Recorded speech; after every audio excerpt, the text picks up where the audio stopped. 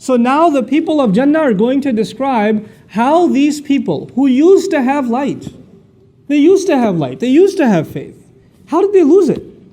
How did they end up bankrupt on Judgment Day? And this ayah is particularly profound because then it will give us an insight into how does someone lose their iman.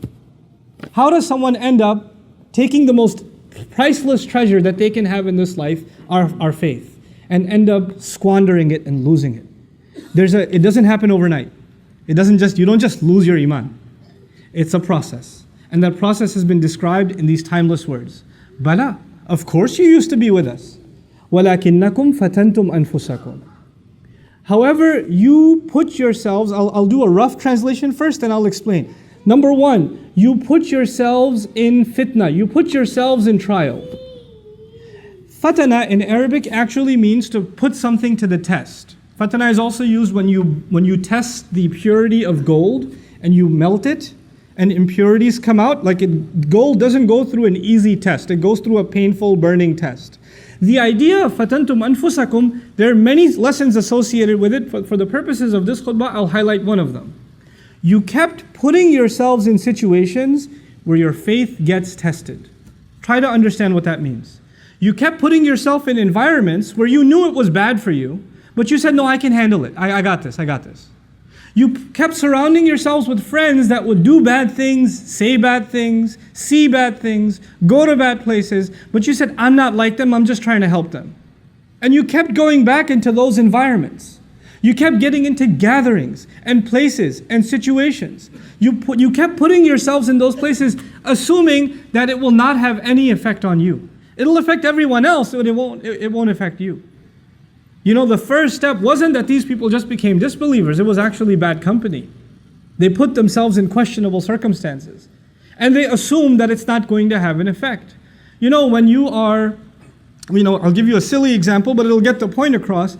If people do a lot of cooking at home, especially if you're a desi household, you do a lot of cooking at home, the home smells like a lot of masala. But if you live there, you don't smell it. When somebody else walks in, especially if an Arab walks into your house, they feel like they're in some contaminated zone. It hits them really hard. But a couple of hours later, they're like, it's just oxygen now. You understand? When you first put yourself in a bad environment, you might feel it. You might feel, this isn't good. This is going to mess me up. I don't think I should be here. Your heart will feel uncomfortable. But if you keep putting yourself in that situation over and over and over and over again, guess what? It doesn't bother you anymore. Somebody who smells, stands next to a smoker for the first time is coughing and their eyes are burning. But if they start smoking themselves a year later, that just becomes their oxygen. They can't even breathe normally without smoking. It changes them altogether. The first problem was you surrounded yourselves in a bad environment. فَتَنْتُمْ أَنفُسَكُمْ. What was the second problem? The second problem was وَتَرَبَّصْتُمْ. You kept procrastinating. Now what does that mean? That means you realized it's bad, and you also realized in your own conscience, I should change, but you told yourself, I'll change pretty soon, inshallah.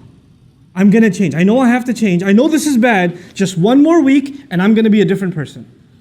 Man, just this semester, I got these messed up friends right now, and I can't really make them upset, so I'm going to keep hanging out with them. But next semester, I'm totally doing a different schedule. I'm not going to be around these guys anymore. But let me just ride out this semester. Just this one more month, I'm doing this. Just this one more weekend, just this one or two more party, just one or two more drinks. That you keep telling yourself just a little bit more, and then people tell my favorite one, Ramadan is right around the corner.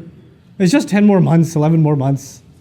Once Ramadan comes, man, I'll be totally different. And I plan to go to Hajj. Once I go to Hajj, you watch, I'm going to be a different person.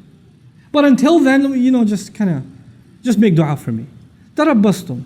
You didn't want to make a change today, right now. You assumed, not only are you putting yourselves in a bad environment, you're not ready to make a transformation right now. It's too much for you to be asked. You'd rather just stick it out. You'd rather just enjoy a little bit more. This is what tarabbastum. But you know what? And you assumed, by the way, this also has an assumption. The first assumption was it doesn't affect you. It doesn't have an impact on you, but it does. Something really bad becomes normal to you over time. You get desensitized. What is the effect of tarabbus, of holding off and holding off and holding off? Actually, you assume that you can put the brakes on at any time. And you can walk away from all of it whenever you want. I'm not addicted. I don't need this. I'm not hooked on it. I could just walk away whenever I feel like. The truth of it is, that's not the case. The longer you stay, the more addicted you become, and the more impossible you feel, you can't get out. It's impossible for you to get out of it. You're completely immersed. You're completely drowned. And you don't even know anymore what it is to be outside of this environment. And then you start telling yourself, it's too late for me. And when that happens, a guilt sets in. The guilt sets in that I'm pretty messed up. Man, I've been doing sins. I've been in this bad environment. I should have made tawbah a long time ago, but it's too late for me. And nobody likes to feel bad. Nobody likes to feel guilty. And then shaitan comes and says, why do you feel guilty? You don't have to feel guilty. The only thing that's making you feel guilty is this Islam thing. Islam says this is haram and that's a sin and that's a sin and you can't do this and you can't say that and you can't go there. Islam keeps making you feel bad, man. I want you to feel good. How true is Islam anyway? And now the thoughts start running in this person's mind, a man or a woman. Why am I even following Islam? It seems like it just wants me not to be happy. I just want to live my life, man. I just want to be free. I just want to be able to do what I want. I just want to be able to hang out with my friends. I'm not so sure about the Quran anyway. How do we even know there is a God? How do we even know? What's this hadith business? I mean, how do we even know it's authentic? And so you have this young man or woman, this Zainab, this Ali, this Fatima, this Abdullah, this Kareem, these beautiful names, and now they're starting to ask questions about, I'm not so sure about this Islam. I don't know. I have doubts. I have serious doubts. And these are not PhDs in philosophy, nor do they have exhaustive education in Islamic history where they studied it and they started developing doubts. No. They were in a bad environment. They didn't change themselves. That is the process. I've talked to hundreds of these people that literally live this ayah. They live this ayah. And then they get to a point where they have doubts. But their doubts have nothing to do with logic or reason. As a matter of fact, when you answer one doubt, they go to the next doubt. When you answer that one, they go to the next one. When you answer that one, you go to the next one. Then you say, hold on a second. So how long ago did you start ending up in questionable kinds of company? And then the truth starts coming out. وَارْتَبْتُمْ. The very next words are, you fell into doubt. You started doubting. You know what doubt will do? It'll let you off the hook. You'll be able to say to yourself, well, it's not really absolutely the truth anyway, so I shouldn't feel bad that I don't follow it. I shouldn't feel bad. And now once those doubts settle in, and you hide behind those doubts, and continue to justify your life of procrastination and putting yourself in fitna, once you get to that point, then two things are taken away from you. The desire for Jannah is taken away. The desire for making Allah happy is taken away. The desire to have that light that will make you run and get to that destination, you don't even have that in this world. The person who desires to seek that success with Allah, Allah will give them that in this world. But that desire is gone now. You have doubts about it. And the fear of hell is gone. Those two things are gone. Your fears are gone, and your hopes and aspirations in Allah and the akhirah are gone. The afterlife is nothing to you. The afterlife means nothing. If somebody even brings up heaven and hell, it's a joke to you. Well, if you take away heaven and hell, if you take away the motivation to end up in the reward of Allah, or get away from the punishment of Allah on Judgment Day, well, the only motivation you're going to have left are things that are left in this world, isn't it? You got nothing left in the next life, so the only thing to look forward to are stuff that's left in this life. And this life will be money, it'll be fame, it'll be leisure, it'll be pleasure, it'll be material things. That's all you ever think about. That's all you ever care about. That's all you ever want to know about. That's the only thing that ever interests you. That's the only thing you make efforts towards, because you think all of these things are going to bring you happiness. They'll bring you contentment. So the next words are, وَغَرَّتْكُمُ الْأَمَانِيُّ. False hopes deceived you. You had false hopes that some kind of worldly thing will bring you happiness, and you ran after it. You gave all of your life to it. And you would think that this will bring you what you're looking for, and you get to it.